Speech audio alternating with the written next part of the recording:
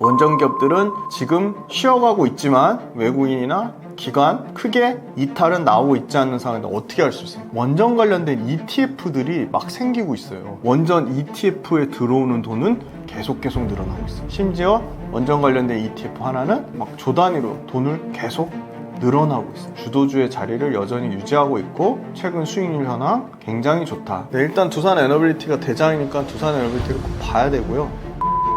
세 개 업체에 이미 두산에너빌리티가 지분 투자를 했고요. 단 주의해야 될 거는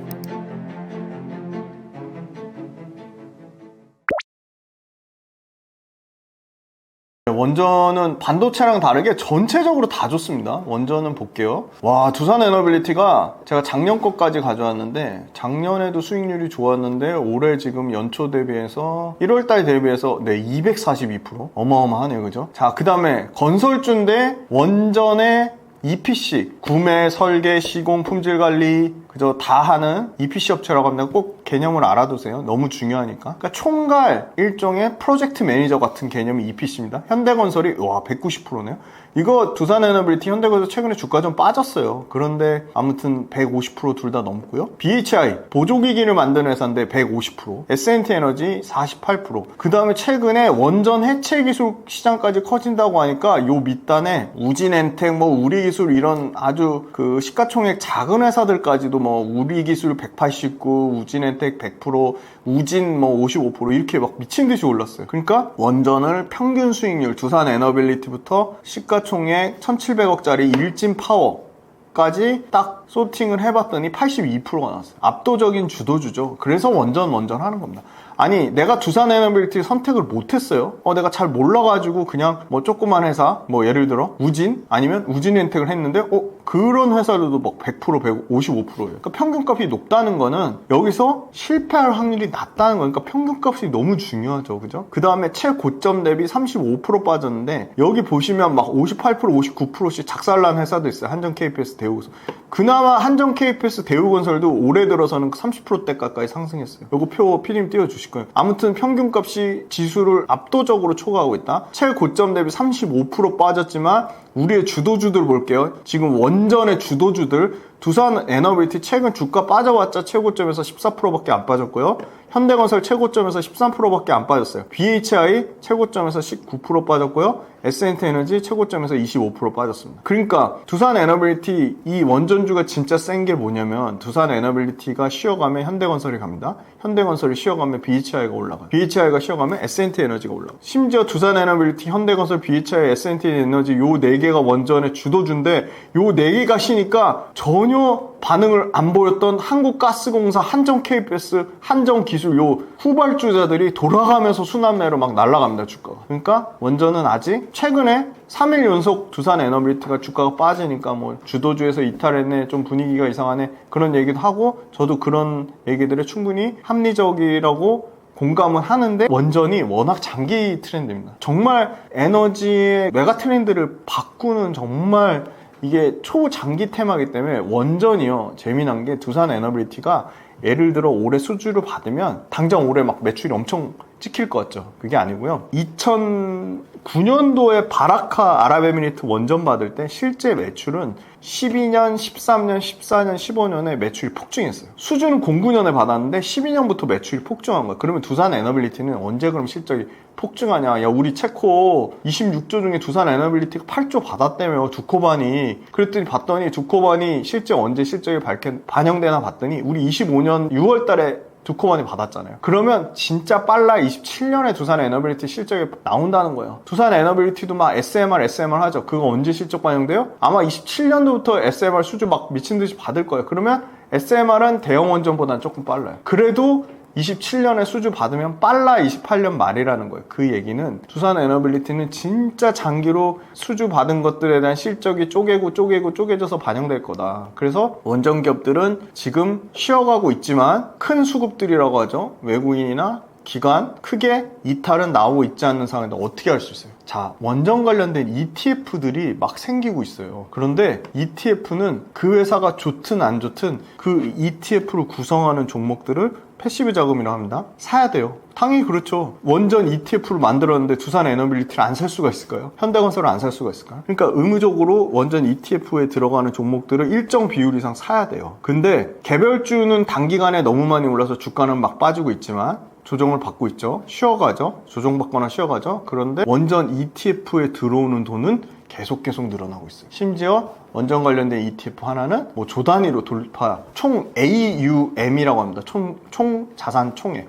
그게 막 조 단위로 돈을 계속 늘어나고 있어요. 그 얘기는 원전이 쉬어갈 수는 있지만 주도주의 자리를 여전히 유지하고 있고 최근 수익률 현황 굉장히 좋다. 그런데 원전도 더 높이 날기 위해서는 한번 도약하기 위해서 어떤 게 도움닫기가 필요한 거죠. 그러니까 숨고르기가 필요한 거예요. 그래서 어떻게 보면 지금 최근에 3일 동안 빠진 게 일종의 더 멀리 날기 위한 숨고르기 과정이지 않을까. 근데 예를 들어 원전이 지금 주도주인데 막 고점 대비 막 50%씩 빠져요. 그러면 추세라는 게 있거든요. 원전도 그렇고 아까 반도체 뭐 하이닉스도 그렇고 꾸준히 상향하는 추세잖아요. 근데 그 추세를 이탈해서 물론 조정이 되거나 잠시 숨고르기일 수도 있지만 그 이탈하는 속도가 굉장히 가파른 거예요. 그러니까 계속 빠져요. 계속 야금야금 나도 모르게 한 2% 빠졌네, 3% 빠졌네, 5% 빠졌네 해서 계속 빠져서 그걸 딱 참 정답처럼 그냥 1 플러스 1은 2처럼 딱 알려드리고 싶지만 그 정답은 없어요. 그게 40% 빠지다가 멈출지 30% 빠지다가 멈출지 50% 빠지다가 멈출지 몰라요. 그거는. 그런데 예를 들어 고점 대비 과도하게 빠졌는데 추세가 계속 조금씩 하락을 하고 있다. 그러면 주도주였다가 주도주가 아닌 이제 그냥 평균 일반 주식으로 내려가는 거예요. 근데 아직은 그런 상황은 아니다. 주도주에 꺾였는데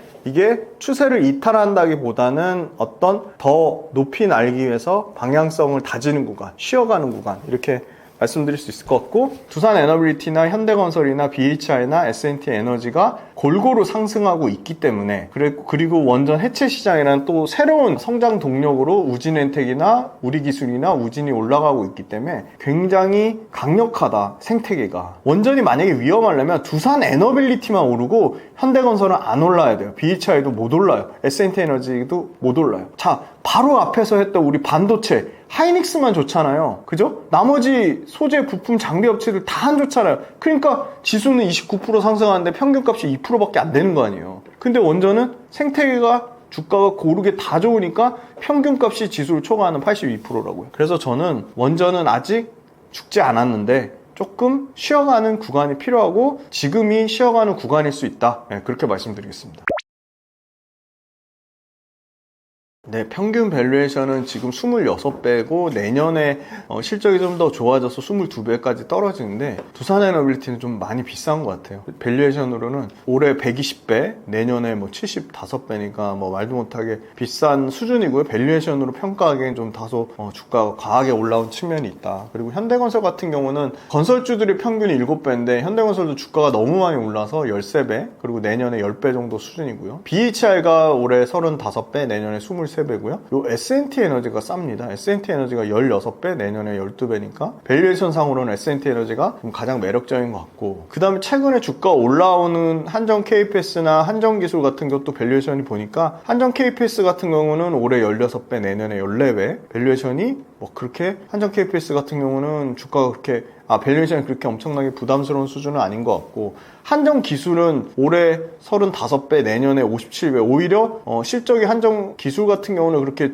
실적이 개선되면 밸류에이션이 떨어져야 되는데 지금 올라가죠, 오히려. 그래서 한정 기술은 PER이 오히려 내년에 올라가니까 좀 조심할 필요가 있는 것 같고, 그 다음에 마지막으로 대우건설은 딱 지금 원전 팀코리아 시공사로 선정이 됐는데도 불구하고 지금 밸류에이션이 6.8배 딱 건설사 평균값이에요. 내년에도 5배. 그 말은 무슨 말이냐? 현대건설은 충분히 원전에 대한 좀 어떤 프리미엄을 받고 있는데 상대적으로 요 밸류에이션으로만 봤을 때는 물론 대우건설이 건설사 본업, 건설업 본업 측면에서 대우건설 뭐죠? 브랜드? 푸르지오. 현대건설 뭐죠? DH랑 힐스테이트. 요 강력한 브랜드력의 또 차이는 있어요. 그런 부분을 고려해도 지금 대우건설은 상대적으로 현대건설에 비해서는 조금 저평가돼 있다. 그렇게 볼 수 있을 것 같아요. 것 같고요. 주도주 요 4개 후보군 두산에너빌리티, 현대건설, BHI, S&T에너지를 보면 현대건설이 밸류에이션 단으로는 가장 싸지만 건설에 대한 매출 비중이 크기 때문에 실제 원전 모멘텀과 LNG 모멘텀을 갖고 있는 S&T에너지가 밸류에이션 상으로는 종합적으로 다 따져봤을 때 가장 매력적이다. 그렇게 말씀드릴 수 있을 것 같고, 만약에 현대건설이나 BHI가 주가가 그러니까 실적은 안 꺾이는데 주가만 20% 빠져가서 예를 들어 현대건설의 밸류에이션이 10배 수준까지 왔다. BHI가 30배 미만인 27배 수준까지 온다고 하면 훨씬 S&T에너지보다 BHI나 현대건설이 주가가 훨씬 탄력적이기 때문에 그렇게 기다려서 주가가 내려와서 밸류에이션이 싸지면 현대건설이나 BHI를 보는 게 맞는 것 같고요. 지금 시점에서 딱 밸류에이션 관점에서 보면 상대적으로 BHI나 현대건설이나 두산에너빌리티보다는 S&T에너지가 좀 상당히 매력적이다. 그렇게 말씀드리겠습니다. 네, 원자력은 지금 부정적으로 얘기 나오는 게 사실은 미국 원자력 발전량이 연평균 1%밖에 성장을 못했다고 하는데 그건 정말 말 그대로 1년짜리 단기적인 전망이라고 보고요. 신규 원전 건설 없이 그냥 기존 원전으로만 본 결과입니다. 그래서 단기 통계에는 집중하시면 안 되고요. 철저하게 중장기 메가 트렌드 성장 산업으로 보셔야 됩니다. 실제로 글로벌 원전은요, 미국만 하는 게 아니고요. 폴란드, 체코, 사우디, 네덜란드 22년 동안 탈원전했던 벨기에부터 어마어마하게 많이 늘어납니다. 현재 전 세계 70기가가 건설 중이고요. 100기 이상이 추가로 계획이 잡혀있다. 지으려고 하고 있다. 상업용 전력 수요, AI 데이터 센터 때문에 올해 약 3%, 내년에 5% 증가하는데요. 이 어마어마한 변동성 높은 AI 데이터 센터 전력이 이제 전체 전력의 15%까지 올라올 거예요. 그러면 이거를 감당할 기저전원이라고 해요. 베이스로드. 기저전원으로서 무탄소, 환경적으로도 문제가 없는 거, 기저전원, 무탄소 전원은 원전밖에 없다고 보고 있어요. 그래서 원전에 대한 규제 리스크가 완화되고 있고, 원전이 AI 인프라 가장 중요한 마이크로소프트의 빌 게이츠가 그랬어요. 다음 테마는 전기다, 전력이다 얘기했거든요. 그래서 이런 어마어마한 전력 대란 잘 보세요. 포르투갈하고 이 유럽 국가들이 어설프게 신재생 에너지 비중 늘렸다가 그냥 바로 블랙아웃 정전돼 버리잖아요. 그런데 우리가 너무 중요한 AI 데이터 센터, 그것도 아주 알짜배기 전력을 24시간 풀가동 돌려야 되는데 신재생 잘못 썼다가 신재생 에너지 전력 수급이 피크 찍었다가 확 꺾였다, 피크 찍었다가 확 꺾였다. 그게 표가 있어요. 그러니까 AI 데이터 센터를 어설프게 신재생으로 돌렸다가 갑자기 우리 컴퓨터로 너무 중요한 작업하고 있는데 컴퓨터 그냥 전원이 나가버리는 거예요. 이해되시죠? 그냥 바로 그냥 뻥 나는 거예요. 그러면 모든 AI 작업을 다 망가뜨리는 거예요, 신재생이. 그래서 자꾸 신재생 하는데 신재생이 기저전원으로 감당 못 한다고요. 그리고 신재생이 풍력은요, 바람의 양이 일정해야 돼요. 그리고 바람의 강도도 세야 돼요.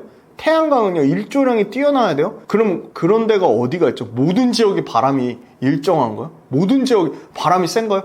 해상도시는 되죠. 해상도시는 풍력 지어도 돼요. 그 다음에 일조량, 우리나라 일조량이 그렇게 막 스페인처럼 엄청 일조량이 좋은가요? 왔다 갔다 하죠. 그래서 원전이 이 AI 인프라에도 중요하지만 그냥 기저전력, 특히나 제조업체, 우리나라처럼 제조업 강국한테는 원전이 제조업에 특화된 전력이라고요. 그러니까 일반 발전전원으로만 보지 마시고, 일반 발전전원은 당연히 신재생 풍력이나 태양광이 원전보다 싸니까 태양광 풍력 막 얘기하죠. 근데 그 태양광 풍력조차도요, 그 태양광과 풍력을 세팅하는 기본값들이 있어요. 전력기기가 뒷받침돼야 되고요. ESS, 불필요할 때 에너지를 저장하는 ESS 에너지 저장 장치가 있어요. 그럼 그건 다 무슨 돈인가요? 풍력 태양광 지을 때 ESS 별도로 깔아야 되고 복잡해요. 전력기기 세팅해야 되고. 그런 거 다 따지면 원전이 신재생보다 가격 메리트가 없는 게 아니라는 겁니다. 발전 단가도 그렇게 엄청나게 차이 나는 것도 아니다. 탈원전 정책을 폐기하는 국가들이 쏟아져 나오고 있다. 스웨덴, 벨기에, 네덜란드,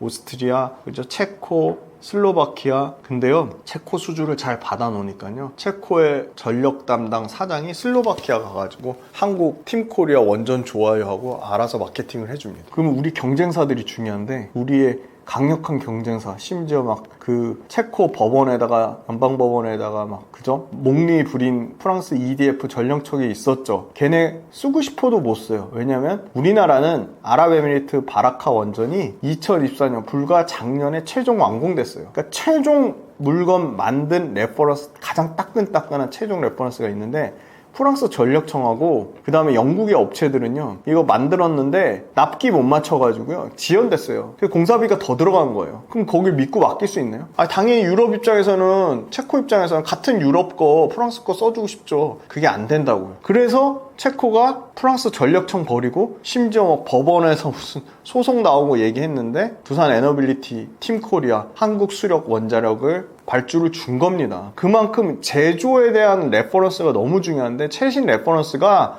우리의 강력한 경쟁자였던 프랑스 EDF조차 없는 거예요. 그래서 이런 부분이 계속 국내 원전 관련된 업체들이 소위 말해서 선순환 구조가 될 것 같아요. 그래서 당장 불가리아의 코줄로두이 원전, 이건 현대건설이 지금 진행하고 있죠. 미국의 팰리세이드 SMR 소형 모듈 원전, 이거 현대건설이 하고 있죠. 그리고 두코반이 체결되니까 두코반이 말고 테물린이라고 있어요. 테물린 우선 협상 대상자로 아마 이것도 팀코리아가 선정될 가능성이 거의 매우 높아요. 그래서 이 팀코리아는 한전기술이 설계하고 두산 에너빌리티가 주기기 설계 시공 다 하고, 핵연료는 한전 쪽에서 하고, 한전 KPS가 시운전하고 정비하고, 그 다음에 시공 총 대표는 대우건설, 이렇게 하면서 완전히 팀코리아가 완벽하게 밸류체인을 수직 계열했다. 원자력의 밸류체인을 수직 계열화했다. 그래서 글로벌로 이 원전에 대한 수주 모멘텀은요 계속적으로 좀 이어질 거라고 봅니다. 그래서 원전 관련돼서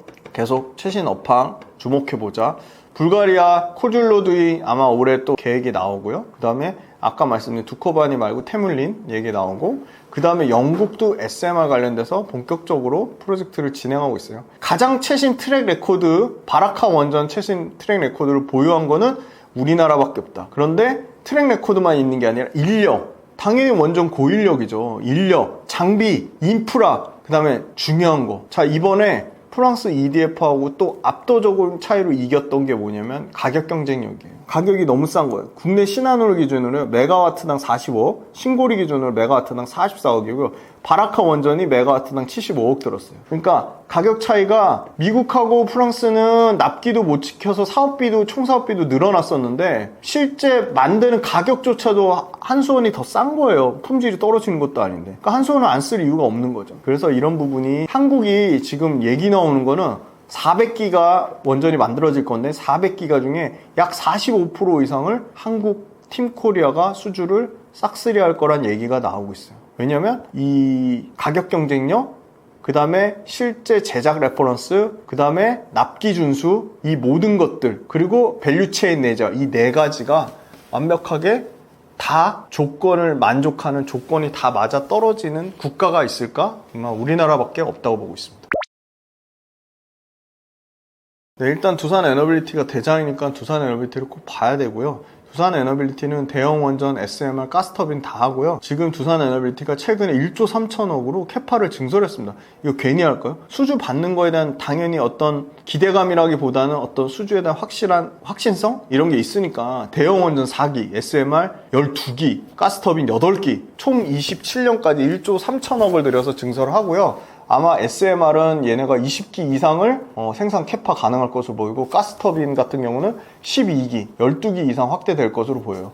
그리고 다행히도 예전에 문재인 정부는 탈원전 했지만 이재명 정부는 그나마 신재생하고 원전을 동시에 활용하는 에너지 믹스 정책을 추진하고 있다. 국내 AI 산업의 안정적인 전력 공급원으로 이재명 정부도 원전, SMR이 중요하다는 건 인지를 하고 있는 것 같아요. 그래서 이 국내에서도 원전이 축소만 되지만 않는다면 두산 에너빌리티 계속 좋을 수밖에 없다고 보고요. 아시아의 대형 원전 시장 총 유효 시장 TAM이라고 하는데 요거의 2배 이상 되는 원전을 미국에서 발전 용량 늘리는 거를 서명했습니다. 400기가와트면요 매년 원전을 8개씩 지어야 됩니다. 그래서 어마어마하게 만들어야 되는데, 미국이 실제 만든 원전은 2013년, 12년 전에 만든 보글 3, 4, 5기가 다예요. 그러니까 공급망, 보틀렉 자체가 생길 거다. 그래서 미국에서는 결국은 두산 에너빌리티 같은 실제 주기기랑 가열로 반응기 이런 거를 만들 수 있는 해외 협력사에 주목을 해야 되고, 돈도 어마어마하게 들어가죠. 대형 원전 8개 만들 때 81조 이상이 들어가기 때문에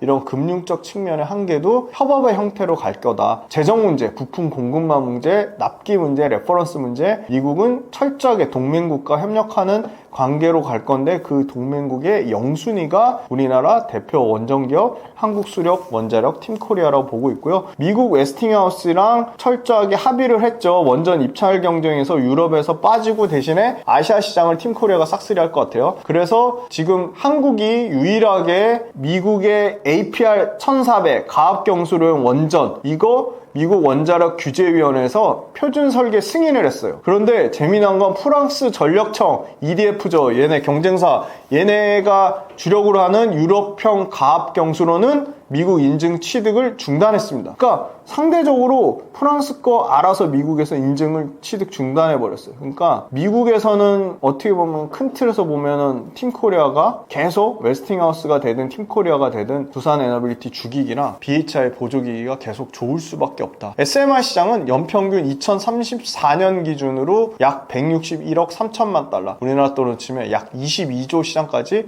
커질 것으로 보이고, 2040년 기준으로 보면 50조 시장까지 커질 것으로 보입니다. 그래서 SMR 관련된 업체들도 두산 에너빌리티가 발빠르게 전부 투자를 해놨어요. 뉴스케일 파워, 엑스에너지, 테라파워 이 3개 업체에 이미 두산 에너빌리티가 지분 투자를 했고요. 거기 들어가는 주기기, 당연히 두산 에너빌리티가 만약에 얘네들이 뉴스케일 파워가 수주를 받으면 거기 들어가는 주기기를 뉴스케일 파워가 못 만들어요. 그래서 두산 에너빌리티한테 수주가 갈 수밖에 없다. 단 주의해야 될 거는 수주 받는다고 절대 바로 매출 반영되는 거 아니다. 매출이 2, 3년 뒤에 최소 3년에서 최대 5년까지 쪼개서 반영이 된다. 그래서 우리가 실적이 막 드라마틱하게 개선될 것으로 예상은 하지만 그렇지 않을 수 있다. 바라카 원전 수주 데이터가 말해준다. 네, 그렇게 말씀드렸습니다. 네, 반도체가 최근에 잘 아시겠지만 하이닉스가 상당히 견조하게 올라오고 있어요. 하이닉스가 지금 삼성전자랑은 다르게 연초 대비해서 지금 거의 20만원 밑에서 지금 29만원대까지 올라왔으니까 뭐 수익률로 치면 거의 연평균 1월달 대비해서 63% 정도 상승했으니까 지금 지수도 상당히 견조하거든요. 사실 우리가 오늘 찍는 7월 4일 요 시점에서는 좀 코스피, 코스닥 모두 조금 조정은 받고 있어요. 그런데 지수 대비해서 훨씬 아웃퍼폼한다. 오늘 꼭 핵심으로 알고 계셔야 될 거는 지수보다 초과 상승 나는 업종에서 투자를 하셔야 돼요. 그게 지수보다 초과 상승 난다는 거는 결론적으로 얘기하면 시장을 주도하는 업종이라는 거고요. 코스피 지수가 굉장히 견조합니다. 전체 글로벌 주식시장에서 수익률로 이제 1등을 기록했어요. 코스피 지수 기준으로 어제 7월 3일 수익률이 29.9%, 약 연초 대비해서 30%가 올랐는데, 반도체 하이닉스가 63% 상승했으니까 하이닉스가 지수보다 훨씬 초과 상승 나고 있으니까 하이닉스로만 보면 반도체는 주도하는 업종이 됩니다. 그런데 제가 이 표를 가져왔는데 하이닉스 포함해서 삼성전자부터 시가총액 5천억 이상 되는 회사만 가져왔어요. 코미코까지 그 반도체 소재, 부품, 장비, 그 다음에 종합반도체 업체인 삼성전자, 하이닉스 포함해서 이 기업들의 평균 상승률 1월달 대비해서 봤더니 2.4%밖에 안 돼요. 그러니까 하이닉스 혼자 하드캐리하고 나머지는 소재, 부품, 장비 업체들은 상당히 부진했다는 겁니다. 요 평균 상승률도 중요하고요. 요 DD라는 거는 요 M자가 빠졌네요. 맥스 드로우다운이라고 최고점 대비, 그러니까 최고점이라고 하는 거는 10년 동안 주가 흐름 중에 최고점과 현재 주가의 괴리율이에요. 그러니까 최고점과 현재 주가랑 얼만큼 빠졌냐 그걸 보는 건데, 아니면 최고점보다 얼마나 현재 주가가 올랐냐. 근데 그게 평균값이 여전히 반도체 업종들 전반적으로 소재, 부품, 장비가 최고점에서 여전히 44% 빠졌다 다는 거예요. 그러니까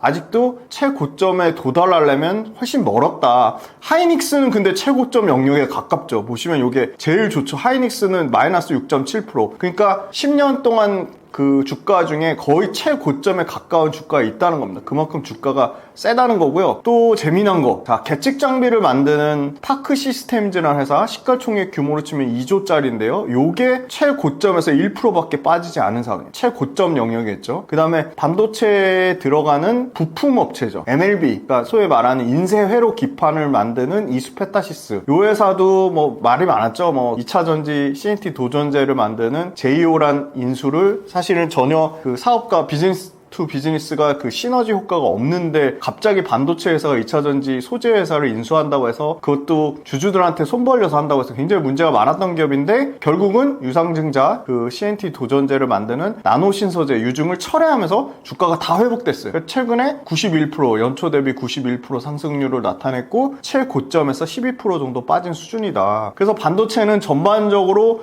회복되고 있지만 하이닉스랑 일부 아까 말씀드린 파크 시스템즈 그 다음에 이수페타시스 이런 회사만 좋고 나머지가 부진하다. 그래서 하이닉스는 주도주의 자리를 차지하고 있지만 나머지 전체 반도체 밸류체인이 주가가 좀 회복이 돼야 된다. 그래서 우리는 꼭 평균 상승률, 이 코스피 지수가 1월달부터 누적적으로 얼마 상승했는데 그거 대비 반도체 업종이 얼마나 상승하고 있는지, 그 다음에 개별 종목단에서 평균값이 지수의 평균값보다 초과가 상승이 나오고 있는지, 그 다음에 최고점 대비 보세요. 코스피 지수도 어느 순간 3100포인트를 돌파하면서 최고점에서 6%밖에 빠지지 않은 수준이에요. 그만큼 높은 주가 수준에 있다는 겁니다. 그런데 반도체 회사들의 평균 최고점 대비 하락률은 44%니까 반도체 주가는 아직도 회복되려면 좀 멀었다, 시간이 많이 필요하다, 그렇게 말씀드릴 수 있을 것 같습니다.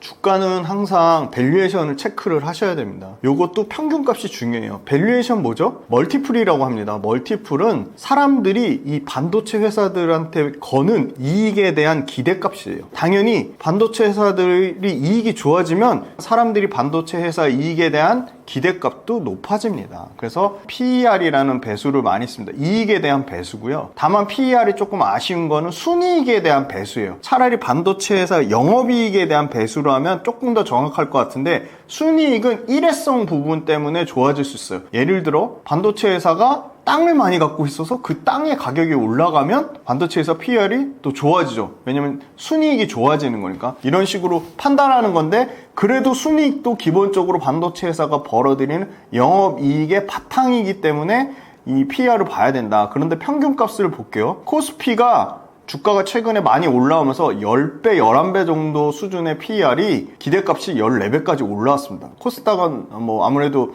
시가총액 작은 회사들이 있으니까 뭐 PER이 들쑥날쑥하죠. 105배예요. 그러니까 코스피가 지금 14배 정도 수준의 PER을 봤는데 반도체 제가 아까 말씀드린 시가총액 5천억 기준의 평균값을 봤더니 18배예요. 그러니까 엄청나게 반도체 회사들이 밸류에이션 프리미엄을 받는다거나 뭐 엄청 비싸거나 하는 수준은 아니에요. 왜냐면 14배랑 큰 차이는 없죠. 18배고 이 18배가 내년 기준으로는 14배, 14.9배로 떨어집니다. 왜 떨어질까요? 반도체 회사들이 그만큼 올해보다 내년에 실적이 좋아지니까 PER이 떨어지는 겁니다. PER은 어떻게 계산하냐면 너무 간단해요. 그 회사가 갖고 있는 전체 시가총액을 그 회사가 벌어들이는 단기 순이익으로 나누면 다 내가 투자하는 기업들의 기본적인 PER은 얼마인지 계산하실 수 있어야 돼요. 그 회사의 전체 시가총액을 그 회사가 1년 동안 벌어들이는 단기 순이익으로 나누면 뭐가 나온다? PER입니다. 이해되시죠? 간단하죠? 시가총액을 단기 순이익으로 나누면 돼요. 와, 봤더니 코스피가 14배인데요. 하이닉스가 6배밖에 안 돼요. 엄청 싸죠? 코스피 전체 평균은 뭐죠? 이익을 내는 기업이나 적자를 내는 기업이나 이익을 조금밖에 못 내는 기업이나 이익을 많이 내는 기업이나 이익을 잘 냈다가 뭐 이익이 갑자기 줄어드는 기업이나 잘하는 놈, 못하는 놈, 중간밖에 못하는 놈 다 모아놓은 평균값이에요.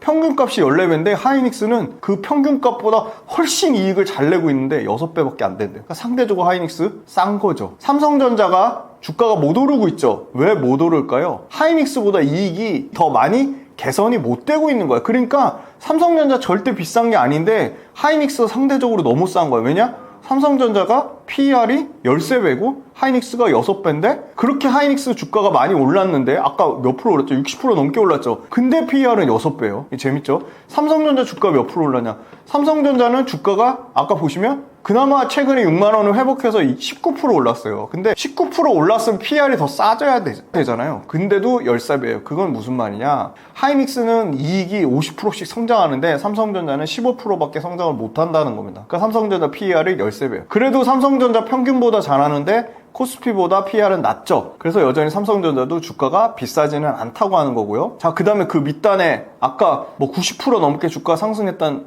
이수페타시스 볼게요. 네, 이수페타시스는 24배예요. 내년에 20배로 떨어져요. 이수페타시스는 왜 그러면 20배가 넘을까요? 이수페타시스 주가도 많이 올랐어요. 그런데 이익도 개선돼요. 근데 주가가 올라가는 게 이익 개선되는 것보다 더 많이 더 올라간 거예요. 그러니까 이익이 되게 많이 개선되는데 하이닉스 못지않게 이수페타시스도 이익이 개선되는데 이수페타시스가 하이닉스보다 PER이 올라간 겁니다. 자, 그러면 여기 쭉 PER 값이 나왔는데 그러면 반도체 업체는 대략 평균이 올해 18배고 내년에 14배구나.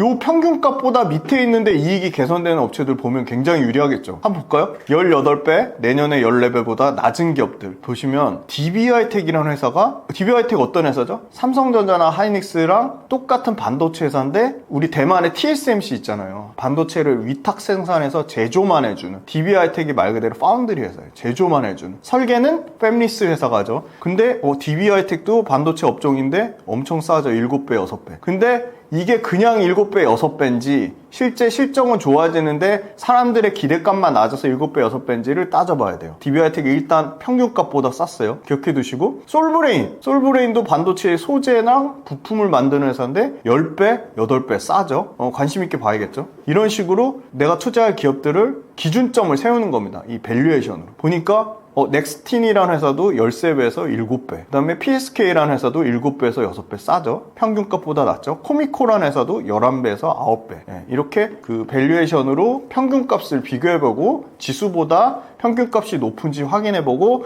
반도체의 평균값 대비 내가 투자 또는 내가 관심 있는 기업들의 PER 그리고 올해보다 중요한 거는 내년에 실적이 개선돼서 내년 PER이 얼마나 떨어지는지 그게 좀 중요하다. 그래서 결론적으로는 반도체 전체 평균은 지수보다 조금 높은 상황이지만 그렇게 엄청나게 부담스러울 정도로 반도체 주가가 많이 올랐다든지 또는 반도체가 이익이 너무 꺾여가지고 반도체의 밸류에이션이 올라간다든지 그런 상황은 전혀 아니다. 그러면 우리가 투자 관점에서는 반도체 업종 중에서 이익은 계속 개선되는데 사람들의 기대값이 낮는 업종들이 분명히 있다. 그런 게 아까 찾아드렸던 뭐 코미코 같은 회사들, PSK 같은 회사들 이런 회사들 이익과 매출이 연평균 30%씩 성장하는데 사람들이 관심이 없어서 기대값이 낮아서 PER이 낮아지면 반도체 회사들한테 투자할 때 이 밸류에이션을 활용해서 충분히 고민하고 접근해 볼 수 있겠다. 네, 그렇게 말씀드리겠습니다.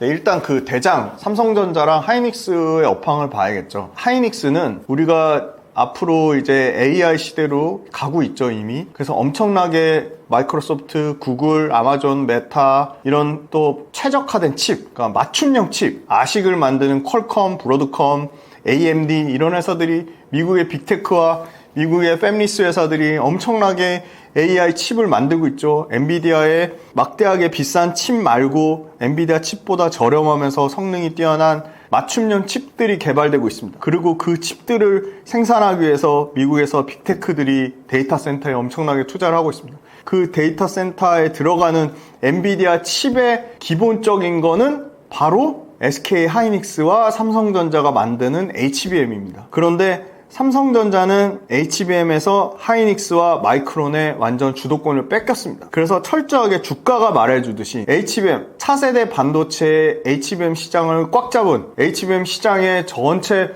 평균의 50% 이상을 차지하고 있는 SK 하이닉스는 주가가 신고가를 가면서 HBM 패권, HBM 주도권을 완전히 꽉 잡은 상황이고 엔비디아의 어떻게 보면 가장 중요한 핵심 원자재 소싱처로 SK 하이닉스가 계속 부각을 받고 있는 거고요. 엔비디아의 계속 작년 초부터 엔비디아의 퀄 테스트, 품질 테스트 통과할 거야. 근데 통과 못했어. 다음번에 통과할 거야. 또 통과 못했어. 그래서 삼성전자 있는 임원들 다 바뀌고 잘리고 변경되는 그 와중에도 또 못 바뀌고 그래서 결국은 삼성전자는 마이크론, 원래는 마이크론은 삼성전자보다 밑에 있던 업체인데 마이크론은 엔비디아의 퀄 테스트를 받아서 하이닉스의 경쟁사로 엔비디아의 HBM 칩을 납품하고 있죠. 근데 삼성전자는 엔비디아 퀄 테스트를 통과를 못했습니다. 지금 7월 달인데 아마 올해도 못할 가능성이 매우 높아요. 그럼 내년에 통과하면 이미 주도권이 완전 뺏겼죠. 지금 전체 HBM이 반도체 전체 시장에서 30%밖에 안 돼요. 앞으로 40%, 50% 커질 거예요. 왜 그렇죠? HBM이 주도하는 시장이니까 AI는 HBM 칩으로 만들어지는 시장이니까. 그래서 HBM이 엄청나게 커질 건데 HBM의 주도권을 하이닉스가 1등으로 완벽하게 잡아가고 있다. 하이닉스의 주도권이 HBM 시장에서 50% 넘게 차지하고 있는데 그 시장이 최소한 앞으로 1년 이상은 계속 유지가 되겠다. 그러면 하이닉스는 계속 좋을 수밖에 없는 거죠. 그리고 AI 시대에 강조되는 특징이 HBM 같이 가격보다 오히려 반도체의 품질을 더 중요하게 생각했어요. 그러니까 그 말은 무슨 말이냐? 가격에 초점을 맞춘 게 아니라 저가치. 중국이 엄청나게 밀어내게 하고 있죠. 예를 들어 지금 한물간 DDR4 같은 경우는 중국의 막 CXMT가 가격을 막 20% 30% 중국 정부에 지원받아서 막 다운시키려고 하니까 삼성전자도 그나마 저가칩 DDR4를 잘 팔았는데 중국한테 막 뺏기고 있죠. CXMT에. 그런 어려운 상황을 겪고 있는데 이 소위 말하는 HBM이라는 품질, 반도체의 품질과 반도체의 신기술, 반도체의 그 소위 말하는 기술 주도권, 그거에 관련돼서 AIC는 강조되고 있으니까 HBM을 잘하는 데는 계속 SK 하이닉스 같은 데는 계속 잘 될 수밖에 없고, 뒤따르는 마이크론이 SK 하이닉스랑 여전히 격차가 있어요. 하이닉스는 50%의 HBM 시장을 차지하고 있다면 마이크론은 아직 20%가 안 되는데 아마 올해 말이면 25%까지 커진다고 해요. 그러니까 하이닉스랑 마이크론의 치열한 HBM, 지금 시장을 주도하는 HBM 칩 시장을 싸움을 할 것 같고요. 그 다음에 AI 전용 제품들이 속속들이 나오고 있어요. 뭐 예를 들어 소캠이라든지 LP캠이라든지 LPW라든지 이런 부분은 무슨 말이냐? AI 전용 칩을 만드는 밸류체인 기업들한테 계속 기회가 생긴다는 거예요. 그리고 세 번째, HBM이 생각보다 공급이 엄청 늘어나서 HBM 가격이 떨어질 거다. 그런 막 시장에서 여러 가지 우려나 부정적인 이슈를 쏟아내고 있지만 생각보다 HBM이 기술적인 난이도, 기술 진입 장벽 때문에 접근하는 업체가 벌써 지금 그렇게 HBM 시장이 커진다는데 HBM 만들 수 있는데 어디죠? SK하이닉스, 마이크론, 삼성전자 3개밖에 없어요. 그럼 그게 3개 있는 업체가 내년에 갑자기 10개, 20개로 늘어날까요? 절대 불가능합니다. 왜냐? HBM은 점점 HBM3에서 HBM4로 넘어가고요. HBM4에서 HBM4E로 넘어가고 이제는 뭐 HBM5가 뭐 나오고 계속 업그레이드가 되는 거죠. 거기에는 생산 난이도도 올라가고 공급량도 이 회사들이 타이트하게 수급을 조절해서 실제 HBM을 쓰는 미국의 빅테크는 야 10,000개 해줘.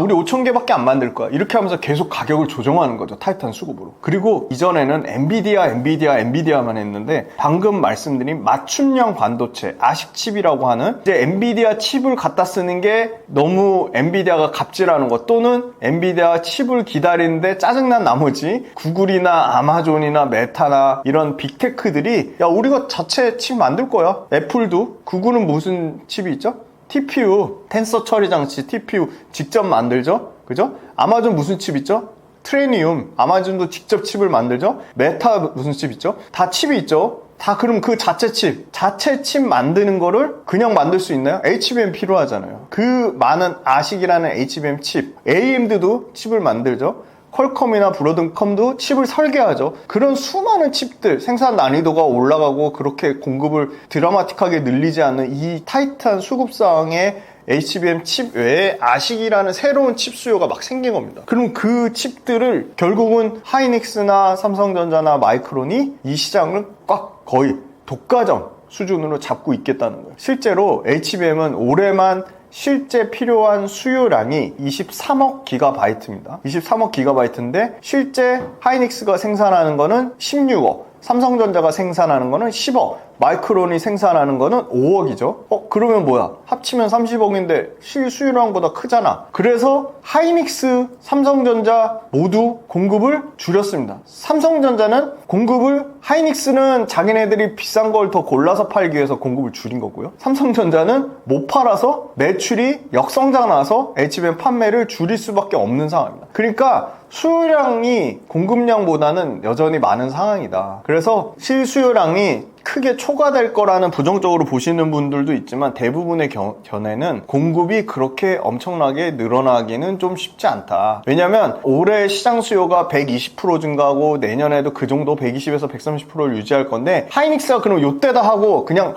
공급을 막 몰아치기 해가지고 싹 내가 이 시장을 다 잡아먹을 거야 하고 있지 않다는 겁니다. 수요는 20% 30% 성장하는데 120% 130% 성장하는데 하이닉스는 공급량을 딱 100% 수준만 유지한다는 거예요. 그러니까 하이닉스가 높은 가격을 받기 위해서 전략적으로 공급을 조절하고 있다. 그 다음 우리가 우려하는 거, 중국의 CXMT를 엄청나게 얘기하죠. 왜? CXMT가 저가 칩에 대해서 삼성전자의 점유율을 막 뺏고 있잖아요. LP, DDR4, DDR4, 심지어 이제 CXMT가 DDR5도, 그리고 CXMT가 이제는 기술적인 난이도 중에 HBM 중에는 좀 저가 HBM 칩까지 도전하겠다고 하잖아요. 그런데 아직까지는 HBM 관련돼서 중국이 실제 만드는 거를 빅테크가 불안해서 못 쓰죠. 중국 자체 자기네들 자국에서는 일부 저가 칩을 쓸 수는 있겠지만 빅테크가 중국의 칩을 쓸 이유도 없고 실제 예를 들어 엔비디아 저가 칩을 팔려고 하니까 미국 정부에서 못하게 막고 있죠. 구조적으로 중국 저가 칩을 미국 빅테크가 쓰지도 않을 뿐더러 쓸 이유가 없는 거예요. 그러니까 중국 저가 칩을 안 쓰니까 기술 개발이 어떻다? 굉장히 더디다. 그래서 여전히 마이크론과 하이닉스가 갖고 있는 HBM4 사양의 최고 사양의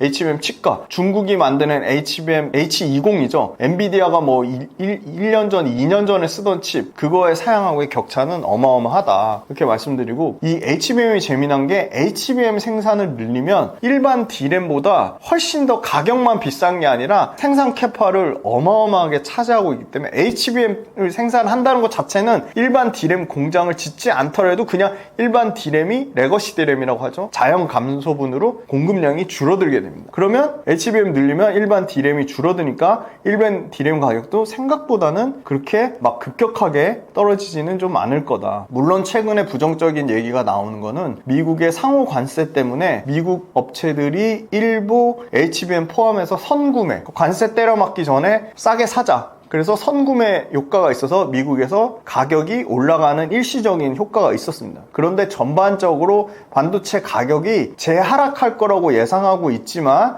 그럼에도 불구하고 여전히 HBM 시장, 그러니까 하이엔드 쪽에서는 가격이 높은 가격을 유지할 거다. 그래서 철저하게 지금 하이닉스만 주가가 잘 가고 있는 상황이고 그게 당분간 삼성전자 하이닉스 주가의 차이는 좀 쉽지 않아 보인다. 그러면 거기서 아이디어를 얻으면 당연히 삼성전자에 납품하는 소재 업체도 있을 거고 부품 업체도 있을 거고 장비 업체도 있을 거고 또 하이닉스에 납품하는 소재 업체도 있을 거고 부품 업체도 있을 거고 장비 업체도 있을 건데 투자 관점으로 보면 역시나 삼성전자에 납품하는 업체들보다는 하이닉스에 납품하는 업체들한테 소재 부품 장비 업체들도 기회가 있겠다. 그리고 잘 찾아보시면 TSMC나 미국의 엔비디아 또는 미국의 마이크로소프트 또는 미국의 구글 또는 미국의 브로드컴 또는 퀄컴 이런 데 직접 납품하는 소재, 부품, 장비 회사들이 있습니다. 그럼 그런 회사들은 하이닉스는 기본적으로 매출의 50% 이상 차지하고 나머지 매출의 50%를 고객사를 다변화하기 위해서 직접 미국의 빅테크에 납품하거나 미국의 직접 팹리스 업체에 납품하는 그런 회사들이 있다. 그래서 그런 회사들에 좀 더 주목을 해보자. 고객사가 직접 미국에 납품하는 회사들. 왜 그렇게 이수페타시스가 90% 이상 올라갔냐? 이수페타시스는 당연히 엔비디아도 고객사로 갖고 있고 그 다음에 구글도 고객사로 갖고 있고요. 마이크로소프트도 고객사로 갖고 있고요. 심지어 브로드컴과 미국의 탑티어 통신회사인 아리스타 네트워크스 이런 회사들도 고객사로 갖고 있기 때문에 하이닉스가 빠그라져도 하이닉스 납품을 못하더라도 삼성전자 납품이 줄더라도 엔비디아 매출이 올라오니까 이수페타시스가 날아가는 거고요. 최근에 지주사 두산이 날아갔죠. 왜 날아갔냐? 지주사가 상법 개정 이슈 때문에 부각받은 것도 있지만 두산이 갖고 있는 지주사 두산에 속해 있는 두산전자라고 있어요. 두산전자 삐지사업부가 동박적층판을 만듭니다. CCL이라고. 그 CCL이 엔비디아에 들어갑니다. 그러니까 두산의 자회사 두산전자가 동박적층판을 엔비디아 미친 듯이 파니까 두산이 AI의 수혜주로 엔비디아 수혜주로 주가가 그냥 막 200%씩 빵빵 뜬 겁니다. 그런 이런 인과관계, 사실관계, 그 다음에 어떤 고객사를 갖고 있는지, 어떤 모멘텀을 갖고 있는지, 내가 투자하는 회사가 하이닉스 밸류체인인지, TSMC 밸류체인인지 그런 거를 꼼꼼히 따져보자. 결론적으로는 반도체는 업황이 업다운이 있겠지만 여기서 그렇게 드라마틱하게 나빠질 확률은 상대적으로 낮아 보이고 특히나 HBM은 구조적으로 아직도 폭증하는 시대다. 왜냐면 AI 때문에 실제 돈 버는 회사들이 엄청나게 늘어나기 시작했다는 거고요. AI 때문에 실제 AI를 도입했더니 생산성이 미친 듯이 향상하기 시작했습니다. 그리고 AI는 미국이 지금 주도권을 잡고 미국의 빅테크가 AI 주도권을 이끌고 있기 때문에 그런 상황이 쉽게 꺾이진 않을 거고, 당장 보세요. 불과 1월 달에 챗 GPT를 쓰는, 챗 GPT도 AI죠. 챗 GPT에 엄청나게 반도체 칩이 들어가죠. 근데 와, 상상을 초월해요. 지금 챗 GPT가 1월 달에 3억 명에서 지금 글로벌로 5월 달 기준으로 8억 명 넘게 쓴대요. 어마어마하죠. 그러면 얼마나 많은 AI 칩이 필요할까요? 그거를 한번 상상을 해보시면 반도체 업황은 앞으로도 계속 성장할 수밖에 없겠구나, 네, 그렇게 생각이 듭니다. 그 하이닉스 관련된 밸류체인 기업들이 좋지만 주가가 좀 부담스러운 측면이 있어서, 구조적으로 그러면 어떤 부분이 좀 주목을 받을까 했더니, 소위 말하는 반도체, 어떻게 보면 미세공정, 그러니까 반도체는 점점 미세공정이라는 걸 많이 쪼갠다는 거거든요. 많이 쪼개면 쪼갤수록 어떤 부분이 필요할까? 결국은 세정하는 거, 그리고 그거를 오버홀이라고 하죠. 유지보수 관리하는 거, 이런 쪽이 굉장히 필요하겠다. 그래서 그런 쪽 사업을 하는 회사를 봤더니 코미코라는 회사가 있었습니다. 코미코가 어떤 사업을 하는지 보면, 고부가 반도체 제품을 새 것처럼 되살리는 재생 전문 기업이라고 보시면 돼요. 재밌죠? 재생해서 하는 거예요. 그러니까 당연히 세정하고 코팅하면 새 것처럼 만들어지는 거예요. 그러면 반도체 회사 새로운 칩 구매하는 것보다는 원가를 50% 이상 절감할 수 있는 거예요. 그리고 새 거를 쓰는 것보다 있던 거 활용해서 재활용해서 쓰면 어떤 부분이 도움되죠? 친환경 쪽이요. 당연히 엄청나게 반도체가 전력도 많이 잡아먹고요, 환경적인 부분도 있습니다. 그거를 절반 이상 줄인다는 거예요. 이 회사도 똘똘한 자회사가 있어요. 미코세라믹스라는 회사가 있습니다. 코미코의 자회사 미코세라믹스는 크게 두 가지가 있는데요, 반도체 웨이퍼에 균일한 온도를 가하는 히터가 있고요, 반도체의 그 불필요한 부분을 제거하는 공정을 식각공정이라고 합니다. 그 식각공정에서 웨이퍼가 안정적으로 고정되게 만드는 정전척이라는 부품이 있어요. 그거를 고난이도의 세라믹 소재로 만드는데요, 이 정전척 그리고 세라믹 소재에 반도체의 웨이퍼의 균일한 온도를 가해주는 세라믹 히터, 이 두 가지를 만들어요. 그런데 이게 세라믹 소재 히터가 왜 중요하냐, 굉장히 웨이퍼가 열에 취약하고 열에 민감합니다. 그래서 열에 변형되는 문제가 생겨요. 그런데 기존 금속 히터는 열 때문에 부식이 돼요. 열 변형이 생겨요. 근데 이 세라믹 소재 히터가 열 변형 문제를 완벽하게 해결해 줍니다. 그리고 아까 계속 반도체는 뭐라 그랬죠? 미세 공정으로 간다,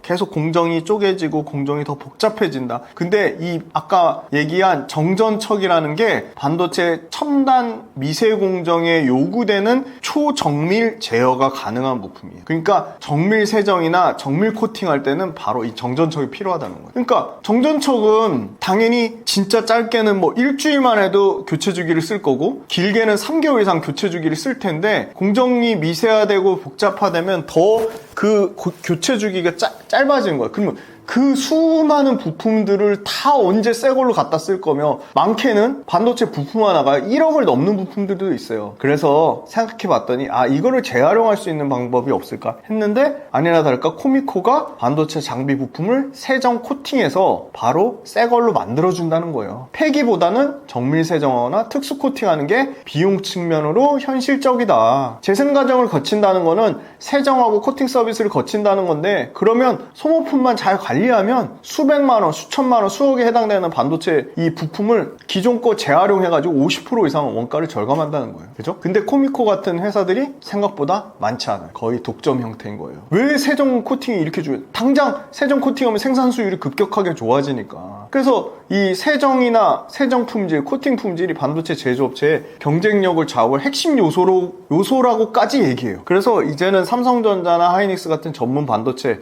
종합 반도체 업체는 아예 그냥 PM이란 서비스를 해놨어요. 바로 반도체의 소재, 부품, 장비를 정기적으로 예방하고 정비하고 관리하고 유지보수하는 거를 세팅을 해놓은 거예요. 그러니까 그거 자기네가 다 이런 코미코 같은 전문 세정 코팅 업체에 긴밀하게 협업해서 유지보수를 시키는 거죠. 이 코미코가 속한 시장은요, 크게 두 가지로 합니다. 당연히 상식적으로 알아두세요. 비포 마켓이 있고 애프터 마켓이 있어요. 코미코는 두 개 다 해당돼요. 자, 비포 마켓은 뭐냐? 그냥 딱 우리 물건 사잖아요? 품질 보증기간 있죠? 차 사잖아요? 신차 보증기간 있죠? 그거는 똑같아요. 그냥 장비사가 설치한 다음에 우리 2년 동안 보증해줄게, 부품 교체해줄게, 부품 유지보수해줄게, 딱 그거예요. 그게 비포마켓이에요. 그러면 부품 세정 코팅 협력사를 쓰겠죠. 반도체 장비사는 우리 장비 만들기도 바쁜데 코팅 세정까지 장비사가 물론 할 수도 있어요. 조그만 장비사는 그렇게 하겠죠.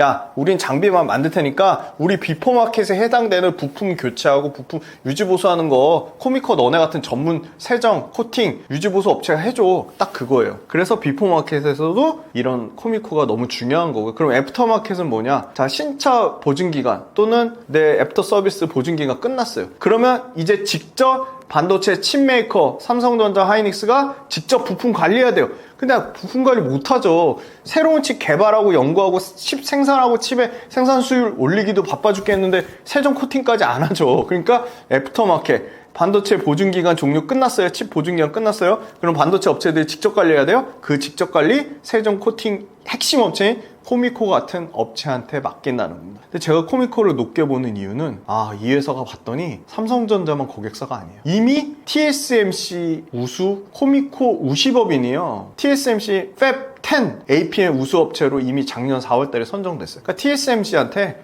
그냥 글로벌 탑 세정 코팅 업체로 인정을 받았다는 겁니다. 그 다음에 지금 5나노, 7나노, 10나노 공격적으로 투자하잖아요. 근데 TSMC가 일본에도 공장 증설해요? 미국에도 공장 만들죠? 그 다음에 독일에 또 만들죠? 근데 그러면 TSMC가 결국은 미세공정, 애리조나 팹에 투자를 우선할 건데 애프터 업체 내에서 미국 현지에서 세정 코팅을 가능한 유일한 기업이 누가 있을까 찾아봤더니 코미코인 거예요. 그러니까 저는 TSMC가 코미코의 이 외주, 세정, 코팅 저는 맡길 가능성이 매우 높다고 봐요. 왜냐면 TSMC 대만 업체지만 괜히 중국 세정업체, 코팅업체 썼다가 미국 정부에서 막을 거거든요. 이거 미국에서 중국 배터리, 중국 양극재 못 쓰는 거랑 똑같은 개념입니다. 그래서 TSMC의 그 애리조나 팹이 가속화되면 그거에 대한 수혜를 아마 이 코미코 같은 업체가 볼 수밖에 없다.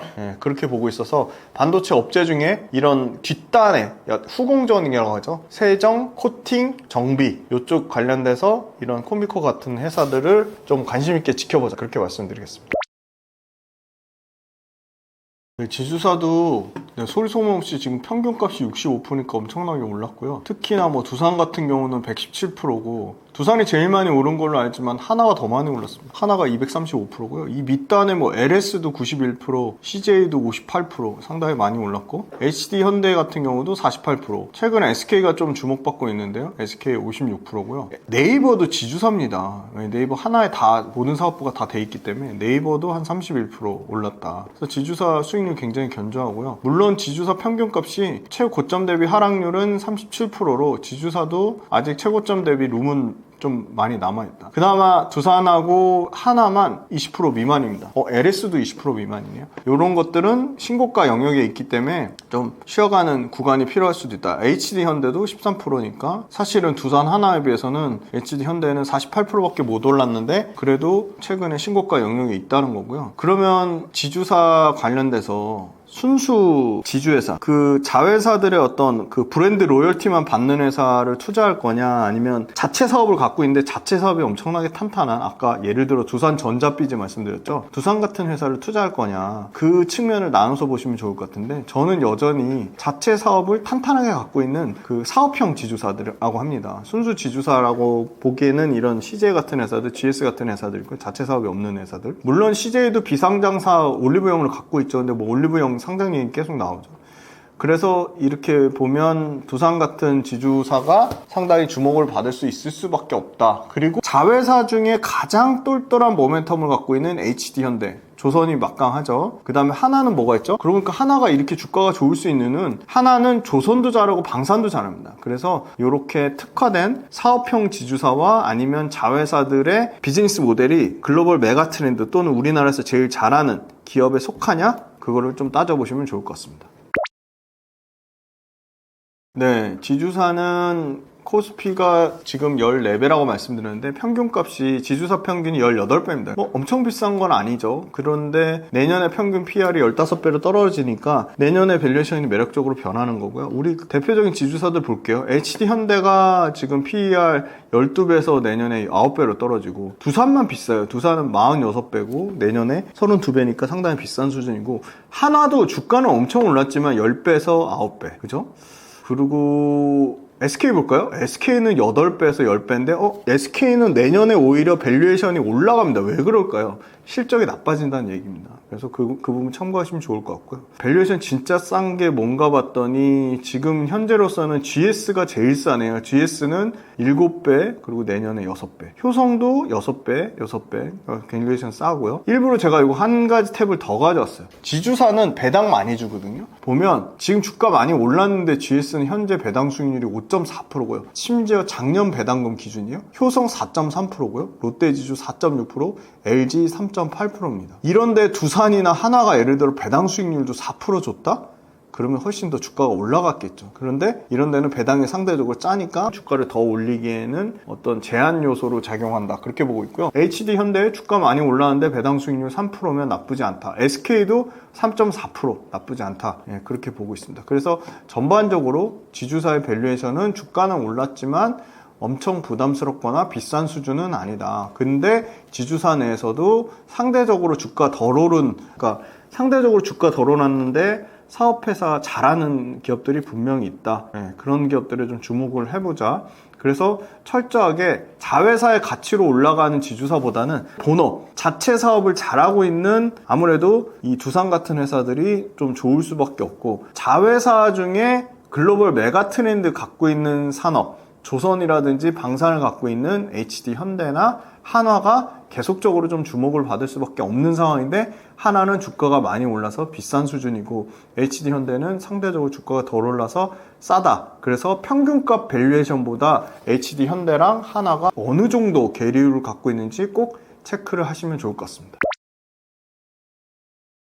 네, 일단 상법 개정 최대 수혜주로 주목을 받고 있고요. 지금 상법 개정안 시행되면 특히 3% 룰이 주목을 받고 있는데 아마 이 개정안 시행되면 대주주하고 특수관계의 지분을 3%씩 각각 인정하는 게 아니라 합산 방식으로 인정할 것 같아요. 그러면 소액주주랑 대주주의 이해관계가 일치할 것으로 보이고요. 무슨 뭐 소송 남발 때문에 기업 경영이 위축된다, 외국계 투기 자본 때문에 소액주주 행세를 하면서 경영권을 흔들 수 있다. 이거는 선진국의 사례를 보면 이런 사례가 그렇게 있지 않아요. 그러니까 거의 없다고 보시면 되고요. 이건 굉장히 논리 구조가 약하다라고 보고 있고요. 대주주 이익을 오너일과 지분율 높은 지주사는 대주주 이익을 우선을 하는데 이번 상법 개정으로 소액주주의 의결권 가치는 굉장히 좋아질 것으로 보입니다. 그리고 4월 달에 민주당에서 발의한 이 소득세법 개정안 관련해서 굉장히 중요한데요. 엄청난 상속세를 때려 맞기 때문에 60% 넘는 경영권 승계할 경우 60% 넘는 상속세를 때려 맞기 때문에 이 부분이 다 대주주가 회피하는 거예요. 그런데 배당 성향이 35% 이상인 상장사에서 받는 배당 소득에 한해서 종합과세에서 분리해서 차등세율로 과세하는 게 있어요. 이게 너무 중요하죠. 왜냐면 일반 배당 소득 많이 받는 분들도 건강보험 폭탄 나와요. 건보 폭탄 나오죠. 그 다음에 금융소득 종합과세 포함돼가지고 세금 왕창 토해내요. 그러니까 상당히 불합리해요. 그래서 연간 배당소득 2천만 원 이하는 기존처럼 15.4% 적용하더라도 배당 성향 35% 이상인 회사는 2천만 원 초과할 경우에는 22%, 그 다음에 3억 초과는 28% 세율을 부과하는데 이 부분을 배당 성향 35%인 회사는 종합과세에서 분리해서 차등 세율로 과세하자는 거예요. 연간 배당소득 2천만 원 이하는 15.4%지만 2천만 원 초과해서 3억 원 이하는 22%, 3억 초과 27.5% 세율 부과하는 거를 깎아주자는 거예요. 그러니까 굉장히 중요하고요. 그러면 일반 투자자들도 장기 투자 유도되고 배당 투자 확대될 것으로 봅니다. 그런데 지금 이 조세특례 제한법에 해당되는 거고 기획재정위원회 소관이거든요. 국민의힘이 9석이고 더불어민주당이 15석이니까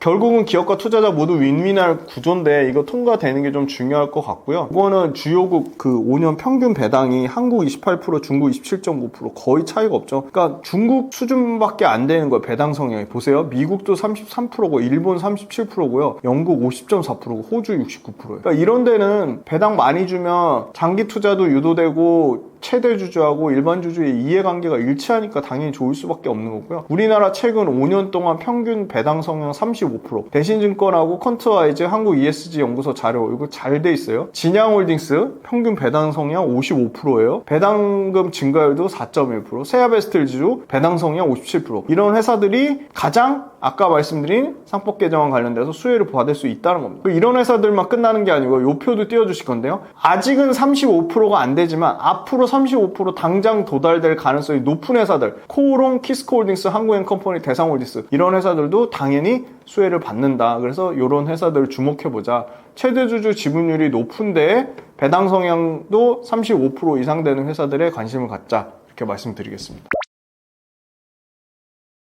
일단은 두산이 주가는 많이 올랐지만 여전히 주목해 볼 수밖에 없는 게 두산은 지주사를 떠나서 두산이 갖고 있는 두산전자 삐지가 엄청나게 엔비디아의 최대 수혜주로 부각받고 있습니다. 그리고 실적이 시장에서 예상하는 거에 뭐 거의 30% 이상 초과되는 실적을 나타내고 있어요. 엔비디아 매출 드디어 올해 2분기면 50% 넘어가고요. 엔비디아 때문에 마진이 막 30%를 초과합니다. 역대급 두산전자 삐지의 마진이에요. 엔비디아만 끝이 아닙니다. 심지어 엔비디아 차세대 루빈하고 블랙엘 동시 납품 가능성도 있고요. 그런데 경쟁사들 대만의 유니마이크론 이런 회사들은 수율이 떨어지고 있습니다. 그리고 미국에서 중국 전기차 배터리나 중국 양극재, 중국 음극재 안 쓰는 거 똑같아요. 중국 대만제 CCL 안 쓰겠다는 거예요. 그러니까 이 제품 가격을 엄청나게 비싸게 받고 엔비디아에서 마진을 어마어마하게 주는 겁니다. 연간 영업이익이 2천억대에서 4천억대로 커져요. 매출이 30%씩 성장해요. 3월달까지 엔비디아 매출만 블랙엘만 1,600원 나왔고요. 블랙엘 영업이익률이 50%래요. 100원 팔면 50원 남는 거예요. 어마어마하죠. 그리고 얘네는 통신 스위치 쪽, 그러니까 광학 모듈이나 5G에도 들어가는 스위치라는데 여기도 마진이 그래도 15%는 나와요. 그리고 경쟁사가 상당히 센 데가 있어요. 대만의 EMC인데 여기가 지금 품질하고 여러 가지 그 콜 테스트 진행하는데 문제가 생겼어요. 그래서 여기 물량을 두산전자 삐지가 상당히 뺏어가지 않을까 그렇게 보고 있고요. 빅테크 자체적으로 아까 반도체 업황 얘기할 때 AI 칩을 만들고 있다. 아식을 커스텀 칩을 내재화하고 있다. 그것도 수익화하고 있는데 브로드컴이 위탁을 받아서 구글, 메타, 오픈아이, 마블의 위탁을 해준 아마존 이런 데가 있는데 두산은 아마존하고 컬테스트가 끝났고 브로드컴의 고객사 구글 TPU에 진입을 시도하고 있어요. 그래서 와 엔비디아만 납품하는 줄 알았더니 구글하고 아마존 납품하겠구나 그 얘기가 있고요. 충분히 가능성이 있다고 보고 있고요. 두산은 경쟁사 EMC보다 기술적으로 높다. 왜? 두산은 기존 제품 대비 신호 손실을 30% 이상 감소하면서 전력 소비를 극대화했는데 EMC는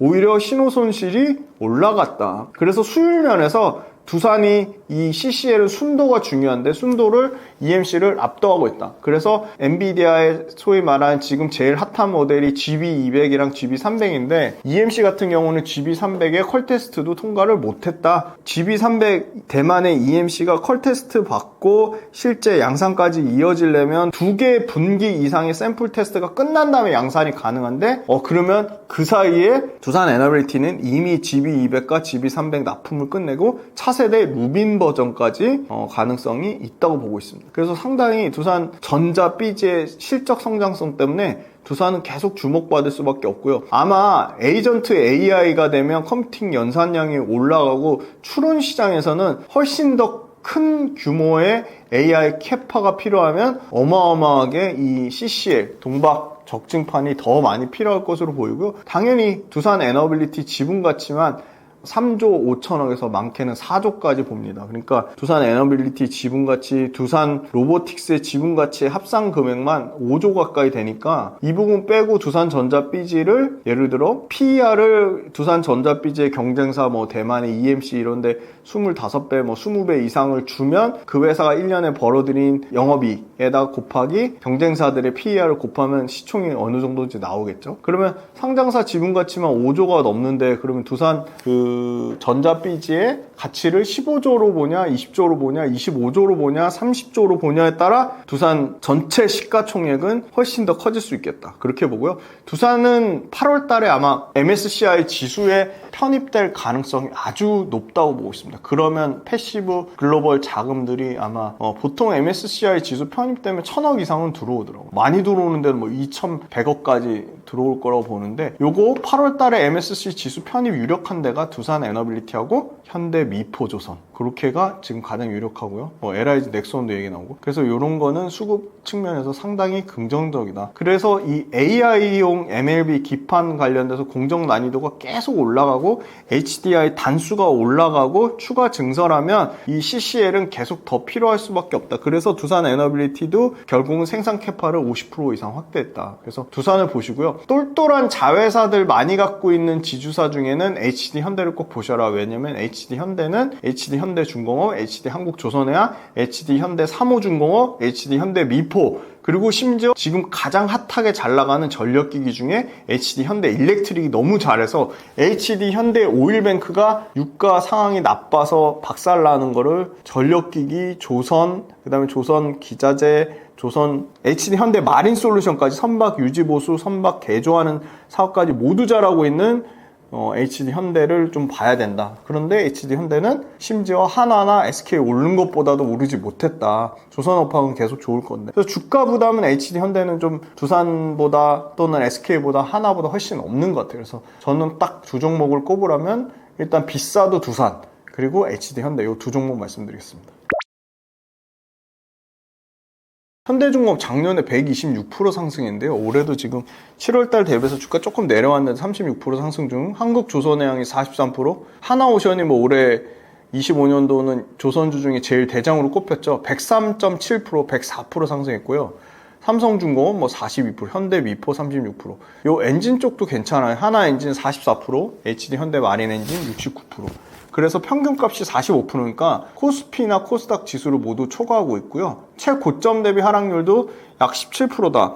저는 평균값도 중요한데 최고점 대비 얼마나 많이 빠졌냐도 중요한 건데 HD 현대중공업이 14%밖에 안 빠졌고요. HD 한국조선해양도 14%밖에 안 빠졌어요. 하나오션 최근에 좀 주춤해. 그래도 20% 안짝이에요. 19%. 삼성중공업 12%, 현대마린솔루션 7.9%, 현대위포 11%, 하나엔진 17%. 다 좋죠. STX 엔진 빼고는 다 시체 고점역에 있어요. 그러니까 주가가 세다는 얘기예요. 조정을 그렇게 안 받는다는 거예요. 그래서 조선 역시나 평균 수익률과 최고점 대비 하락률 모두 만족하는, 그러니까 즉 주도주로서의 위치를 충분히 자리 잡고 있다. 평균 수익률은 낮지만 최고점 영역에 있다는 거는 조선의 내가 HD 현대중공업을 예를 들어 선택을 못했어요. 한국조선을 택하든 삼성중공업을 택하든 하나오션을 택하든 조선주 중에 한 놈만 잘 선택했다면 시장보다는 훨씬 초과 수익을 냈을 것이다. 네, 그렇게 말씀드리겠습니다. 네, 조선사는 확실히 방산이나 원전보단 밸류에이션이 그렇게 막 엄청난 수준은 아니에요. 28배인데요. 요 엔진 쪽에 부담이 있어요. 엔진 빼잖아요. 28배 밑으로 떨어지고 26배까지 떨어집니다. 다만 이제 현대 마린 엔진이 뭐 40배, STX 엔진이 30배, 현대 마린 솔루션이 31배, 요것도 선박 개조하는 거. 그리고 하나오션이 31배예요. 그런데 보시면 현대중공업 27배고요. 한조가 HD 한국조선해양 11배예요. 삼성중공업 29배. 그런데 이제 내년에 급격하게 떨어집니다. 왜냐하면 실적이 어마어마하게 개선돼서 HD 현대중공업이요 21배로 떨어지고요. 한조가 8배로 떨어지고요. 하나오션도 24배까지 떨어지고요. 삼성중공업이 17배로 떨어집니다. HD 현대마린솔루션도 24배로 떨어지고. 그래서 조선주의 밸류에이션은 주가는 많이 올라왔지만 주가 올라온 것만큼 실적이 개선되고 있다. 그 실적이 올해로 끝나는 게 아니라 26년, 27년 계속 실적 최고치를 갱신하고 있다. 그래서 조선주 중에 그럼 뭘 봐야 될까? 저는 HD 현대중공업, 하나오션, 삼성중공업 오른 만큼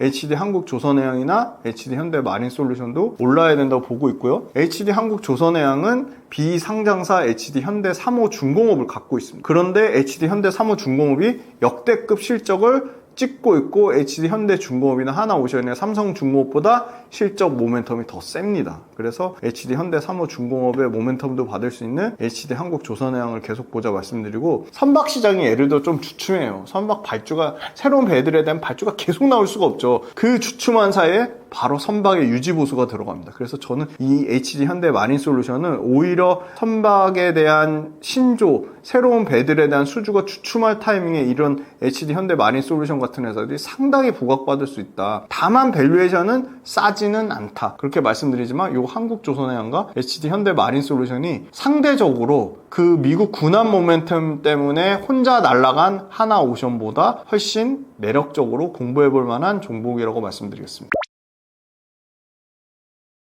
네, 조선사는 글로벌 경기 둔화에도 불구하고 또 트럼프 관세 전쟁 여파에도 불구하고 올해 계속 분기마다 가파른 실적 성장 또는 어닝 서프라이즈를 예상하고요. 이미 전체 수주로 보면 3.5년에서 최대 4년치 이상의 수주 잔량을 확보했습니다. 고부가 가치, 친환경선 위주로 싹쓸이하고 있어요. 전체 친환경 글로벌 선박 기준으로 한국의 HD 현대중공업과 삼성중공업과 하나오션의 전체 시장 점유율은 75%에 달할 정도로 4분의 3은 친환경선, 친환경 선박은 LNG, LPG, 암모니아, 수소운반선, 이런 모든 친환경선에 대해서는 고부가치 선박을 국내 조선사들이 싹쓸이 하고 있다. 전혀 기대감이 없던 한미, 한국과 미국의 조선업 협력 기대감이 계속 호재로 작용하고 있다. 사람들은 하나오션만 미국에 진출하는 것처럼 알고 있지만 HD 현대중공업도 당연히 헌팅턴 인걸스라는 회사랑 MOU를 맺어서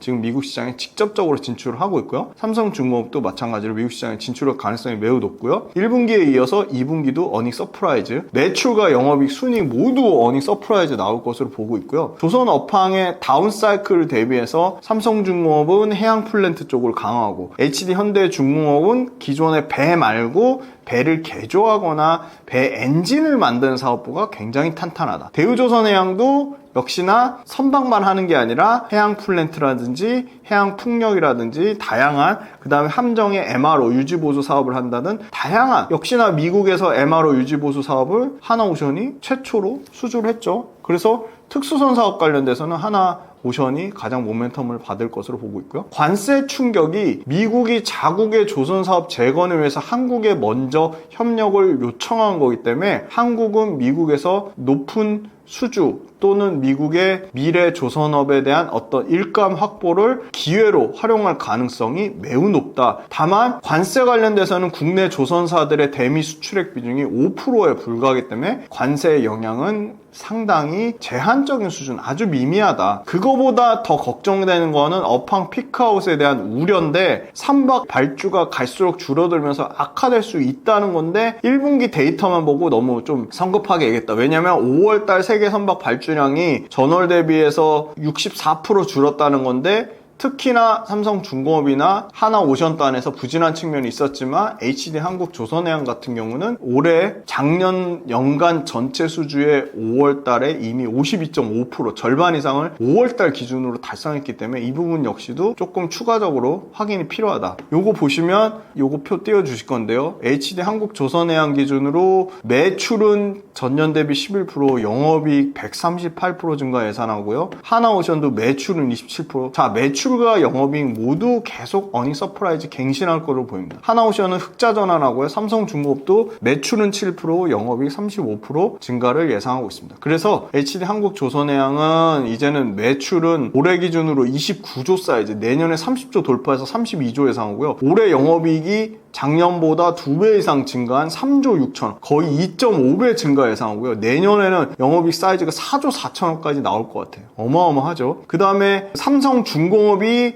매출은 약 10조 8천억 사이즈고요. 영업이익 7,200억대 예상을 하고요. 그 다음에 HD 현대중공업이 매출 16조 사이즈에 영업이익 1조 8천억. 현대중공업도 작년에 이 6,800억대에서 영업이익 3배 이상 증가하는 사이즈를 보고요. 선박 유지보수하고 그 다음에 바다 위에 정유설비라고 하는 FLNG 요쪽 하는 그 삼성중공업 역시도 영업이익 사이즈가 4천억대, 7천억대, 1조 1천억 이렇게 꾸준히 성장할 것으로 보이고요. 매출은 9조 7천억, 10조 8천억, 12조 3천억, 매출도 연평균 한 15% 정도 선에서는 계속 성장할 것으로 보고 있습니다. HD 한국조선해양은요, 상법 개정의 또 수혜자입니다. 왜냐면 HD 한국조선해양이 HD 현대그룹의 중간 지주사 역할을 하고 있습니다. HD 현대사모가 상장될 가능성이 매우 제한적으로 바뀌고 있습니다. 왜냐면 상법 개정 이 이슈가 엄청나게 터지면서 중복 상장에 대한 철퇴를 맞을 것으로 보여요. 그래서 중복 상장할 수가 없고요. 조선업체들 중에 가장 수익성이 뛰어난 게 HD 현대사모 가치인데, 이 HD 현대사모의 가치는 HD 한국조선해양에 온전히 반영될 것으로 보이고요. 최대 주주가 가장 배당에 많이 기여하는 게 바로 HD 한국조선해양이에요. 그러니까 HD 현대 입장에서는 HD 한국조선해양이 커져야 될 수밖에 없어요. 그런데 심지어 HD 현대 오일뱅크가 4년 연속 순손실임에도 불구하고 HD 현대중공업의 계열사들, HD 현대위포, HD 현대사모중공업, HD 현대중공업 이 세 개가 너무 잘하니까 심지어 HD 현대는 지분도 낮아요. HD 현대가 HD 한조에 갖고 있는 지분 비율은 35%밖에 안 돼. 다소 낮은데 배당 의존도는 계속 올라가죠. 그러면 지분 추가로 높이면 당연히 배당 수익이 더 올라가겠죠. 그래서 아마 그리고 재미난 게 지금 HD 현대가 KCC가 지금 HD 한국조선해양 지분을 3.91%나 들고 있어요. 요거를 아마 HD 현대가 좀 가져가지 않을까 그런 기대감이 있고요. 당연히 개별사 확장 측면으로 보면 HD 한조도 하나가 필리조선소로 인수했잖아요. 미국 거. 여기도 미국 현지 조선사 직접 충분히 인수할 수 있어요. 그 다음에 세 번째, 지주사 할인 때문에 상대적으로 빠질 때 낙폭에 되게 제한적이에요. 자, 대충 계산을 해봤더니 HD 현대중공업 지분만 75.02%거든요. 이것만 11조 2천억이 넘어요. HD 현대 미포 지분율만 42.84. 이것만 제가 다 엄청나게 할인했어요. 중복 상장해서 60% 할인했어요. 1조 4천억이 넘어요. HD 현대 에너지솔루션 태양광 요거 53.6% 지분율 40% 할인했더니 약 1,100억 정도가 나왔어요. 이 60% 할인한 것들 HD 현대 미포, HD 현대 에너지솔루션,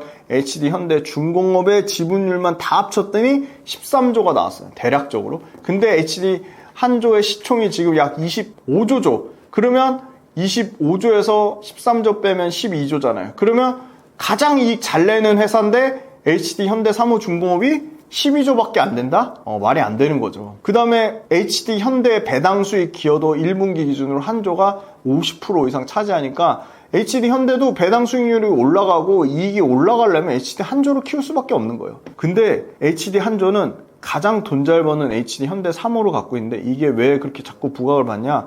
HD 현대중공업이 이번에 1분기 때 역대급 영업이익률 찍은 게 11.3%인데 HD 현대 3호 중공업의 영업이익률이 18.6%가 나왔어요. 그래서 저는 HD 현대가 전략적으로 35%의 낮은 지분율을 최대한 한조 주식을 KCC로부터 뺐든 해서 HD 한국조선해양의 가치를 올릴 것으로 보고 있고요. 그다음에 두 번째는 HD 한국조선해양의 자회사들이 친환경만 잘하는 게 아니라 단납기의 컨테이너선 시장도 주도하고 있어요. 상반기에 이미 작년 전체의 52.5%에 해당되는 걸 수주를 받았고요. 아마 연간으로는 작년 거 수주를 훨씬 뛰어넘는 수준으로 보고 있고요. IMO 세계해사기구에서 탄소 배출량 2008년도에 80% 이상을 감소시키지 못할 경우 배출량만큼 벌금을 부과합니다. 그 벌금 부과 시기가 당장 임박했습니다. 그러면 벌금 안 내려면 결국은 친환경 선박을 만들거나 친환경 선박으로 개조해야 돼요. 그래서 HD 한국조선해양의 수주가 구조적으로 증가할 수밖에 없다. LNG 이중 연료를 달거나 LNG 새로운 배를 만들거나 친환경 연료를 함께 사용해서 대기 오염 물질 배출을 줄여서 벌금을 안 내야 돼요. 벌금이 조 단위로 나올 수도 있어요. 그래서 지금 엄청나게 LNG 이중 추진 연료가 가격이 평균 컨테이너선 단가보다 LNG 이중연료 추진한 컨테이너선은 250억이 비싸대요. 비싼 배를 계속 많이 팔면 당연히 HD 한국조선해양 입장에서 이익 구조가 좋아질 수밖에 없죠. 국제해사기구 IMO의 탄소 배출 규제는 점점 더 강화될 거예요. 그래서 암모니아선이든 LNG선이든 LPG선이든 메탄올 추진 컨테이너선이든 결국은 안에 연료를 DF 엔진, 이중 추진 연료 엔진으로 바꾸거나 벌금을 안 내게 해서 이렇게 해야 된다. 그런데 이 HD 한국조선해양은 이미 함정 MRO 유지보수 관련돼서 또는 필리핀 또는 페루 이런 다양한 국가들의 이 함정 사업, 전투함, 군함 이런 거 관련돼서 하나오션만 이런 사업을 하는 게 아니라 엄청나게 HD 현대 한국조선해양도 이쪽 사업을 하고 있다. 이런 게 모멘텀을 받을 거로 보이고요. 마지막으로 HD 현대중공업은 지금 미국이 중국 조선사 규제하잖아요. HD 현대중공업이나 한조에만 해당되는 거 아닌데 당연히 국내 1등이면서 세계 1등인 HD그룹이 제일 수혜를 받을 거예요. 지금 중국의 조선소에 발주 주는 거를 중단하거나 심지어 발주 줬던 물량을 취소시키고 있어요. 그걸 어디가 가져갈 거냐? 국내 조선사가 가져갈 거로 보고 있고 1등 조선사인 HD 현대중공업이 더 많이 싹쓸이 할 거로 보고 있어요. 그리고 친환경 선박 관련돼서도 삼성중공업이나 하나오션보다 HD 현대중공업이 친환경 선박 수주도 1등입니다. 그래서 최대 수혜를 결국은 얘네가 가져갈 거고요. 그 다음에 HD 한국조선해양과 HD 현대중공업이 가장 비싸게 판 배들이 작년에 팔았던 배들이에요. 올해 배들도 비싸게 팔았죠. 그 비싼 배들이 언제 실적에 본격적으로 반영되냐? 지금 실적에 잡히는 거냐? 3년 전 거예요. 22년도 거예요. 22년도는 배들이 쌌습니다. 지금 막 신조선가 떨어진다고 말들 하는데 신조선가 꼴랑 3% 빠졌어요. 가장 비쌌던 지점에 팔았던 배들이 있잖아요. 본격적으로 실적 반영되는 건 내년이에요. 그래서 내년에도 실적이 폭증하고 역대급 실적 갱신한다는 거예요. 그거는 HD 현대미포, HD 현대중공업, HD 현대삼호중공업, HD 현대중공업 다 마찬가지. 그러니까 역대급으로 비싸게 팔았던 배들이 언제 실적 반영되는지 그걸 꼭 확인해 보시면 좋겠는데 그게 드디어 24년도에 비싸게 팔았던 배들, 25년도에 비싸게 팔았던 배들이 드디어 올해부터 실적에 반영되기 시작했다. 그래서 조선업은 굉장히 지금 롱텀 중에 피크아웃 찍고 내려오는 게 아니라 롱텀 중에 최대 수주 또는 최대 실적을 계속 갱신하는 언덕을 막 올라가고 있는 국면. 초입은 아니에요. 언덕 많이 올라왔어요. 근데 꼭대기 찍고 내려와야 되는데 아직 꼭대기 찍고 내려오는 수준은 아니다. 왜냐면 친환경선은 우리가 꽉 잡고 있고 미국이 중국을 배들, 선박조차도 실드 쳐주면서 중국의 선박들 발주 안 주겠다는 거예요. 그리고 중국이 지금 27년도까지 중국이 그나마 잘하는 게 컨테이너선하고 그 화학 운반선이 그 물량이 꽉 찼어요. 단납기가 대응이 안 돼요. 그래서 그 단납기 물량이 국내 배들한테 오는 거고요. 그리고 조선사들의 매출과 이익만 최고치가 아니고요. 영업이익 너무 중요하죠. 마진, 물건 팔면 얼마 남기는 그 마진이 계속 역대급으로 갱신되고 있다. 그래서 HD 한국조선해양이 PER 밸류에이션으로 9배, 8배밖에 안 되니까 가장 좀 최우선 관심주로 한번 공부해 보시라고 말씀드리겠습니다. 네, 오늘 첫 출연인데 항상 어딜 출연하든 지금 한숨도 못 자고 엄청나게 준비했는데 오늘 준비한 거에 한 4분의 1 정도 한 것 같아요. 그래서 다음번에도 다음 달이 될지 다다음 달이 될지 모르겠지만 굉장히 적극적으로 나와서 여러 가지 산업들, 우리나라 잘하는 산업들 또 주가의 강력한 모멘텀을 받을 수 있는 좋은 기업들 소개할 기회를 또 주신다고 하니까 다음에 꼭 또 다른 업종들 그리고 또 오늘 다뤘던 조선, 지주사, 반도체, 원전 또 추가적으로 꼭 중요한 변동 상황이 생기면 다음 달에 나와서 업데이트 해 드릴 거고요. 저는 구독 모델을 하고 있습니다. 당연히 구독 모델에는 유튜브에서 하지 않는 내용을 다루고요. 구독 모델은 매일매일 제가 그 업황 그리고 산업 그리고 매크로 그리고 기업 그리고 수급 그냥 일목요연하게 정리를 다 해드리거든요. 매일매일 투자 레터를 써서 그걸 보내드리고요. 매일매일 시황을 분석을 해드리고요. 당연히 업황, 기업까지 분석을 해드리고요. 그 다음에 매주 유튜브에서 안 다뤘던 그 주도주와 주도 산업과 주도 기업 그리고 밸류에이션 다 일괄적으로 다 설명해드립니다. 그러니까 그냥 딱 빌리언스 캠퍼스란 유료 구독 모델입니다. 그거 한 2끼 정도 점심값 정도 되는데요. 그 정도 투자하시면 저는 시황이랑 주도주 그리고 주도 산업에 대해서 완벽하게 유튜브에서 다루지 않은 내용들을 공부하시고 그걸 투자 성과로 실질적인 투자 성과로 반드시 이어질 거라고 믿고 있고요. 그래서 빌리언스 캠퍼스란 유료 구독 모델 PD님이 댓글 달아주신다고 했으니까 그 댓글로 꼭 한번 들어보시면 너무너무 좋을 것 같고요. 그 그다음에 이제 두 번째는 제가 오프라인으로 많이 만나 뵙고 싶어가지고 오프라인으로 강연 사업을 하고 있습니다. 저 혼자 하는 건 아니고 미국 주식 전문가분, 그다음에 비트코인 전문가분, 부동산 전문가분 4명이서 한 팀을 이뤄서 매달 5월 달에 37분 오셨고요. 6월 달에 24분 이렇게 오셨어요. 오프라인으로. 그래서 굉장히 쾌적한 공간에서 강연도 듣고 또 그 같이 오신 분들끼리도 소통을 하고 또 같이 오신 분들이 남아서 저한테 막 1시간 반씩 추가적으로 막 질문하면서 네트워킹이라고 하잖아요. 굉장히 끈끈한 네트워킹을 하실 수가 있어요. 그래서 일회성 강연으로 끝나지 않고 당연히 강연 주제 제가 매달 다르게 해요. 자, 지난달에는 지금의 주도주인 조선 또 새로운 화장품 사업을 했고요. 그 전주에는 로봇 산업을 다뤘습니다. 이렇게 주제가 다 바뀌어요. 너무너무 와서 들으시면 재밌으실 거예요. 그리고 다 후기 다 있습니다. 그래서 저 혼자 하는 게 아니라 미국 주식 전문가, 비트코인 전문가, 부동산 전문가, 그 다음에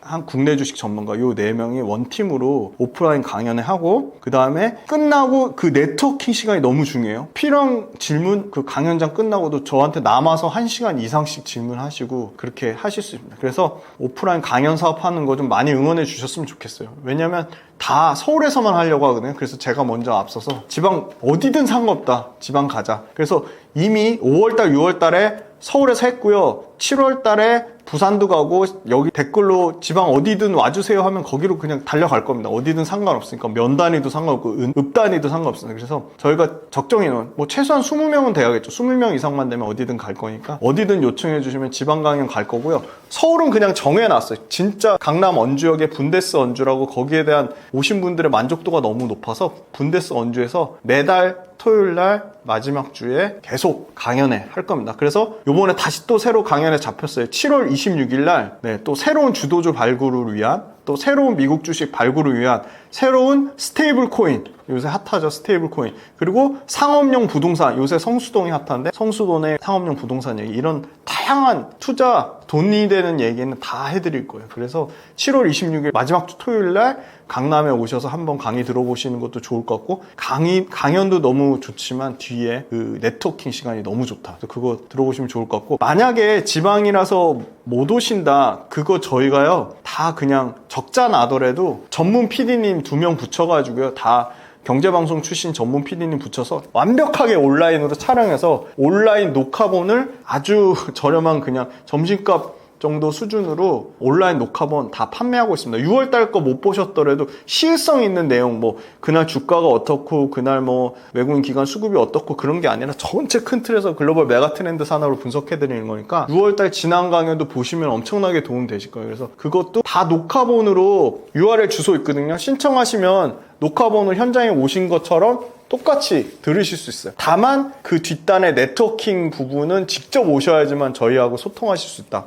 그렇게 말씀드려서 두 가지 빌리언스 캠퍼스라는 유료 구독 모델 많은 신청 부탁드리고 그 다음에 오프라인 강연 사업 저만 하는 게 아니라 4명이 원팀으로 이뤄서 국내 주식, 미국 주식, 그 다음에 부동산, 비트코인까지 스테이블 코인까지 전문가가 4명에서 원팀으로 서울에서 한 번, 지방에서 한 번 매달 강연회 하고 있고 요번에도 7월 26일날 강연회 하니까 오셔서 한번 인사도 하시고 네트워킹도 하시고 좋은 그리고 직접적인 투자 아이디어도 많이 얻어가셨으면 좋겠고 정말 내가 너무 멀어서 강연회 못 간다고 하면 온라인으로 신청하실 수 있어요. 그래서 온라인으로도 강연회 보시면 굉장히 좋을 것 같습니다. 다음에 또 더 재미난 산업이랑 아주 핵심 국내 유망 주도주 기업이랑 갖고 또 찾아뵙겠습니다. 감사합니다.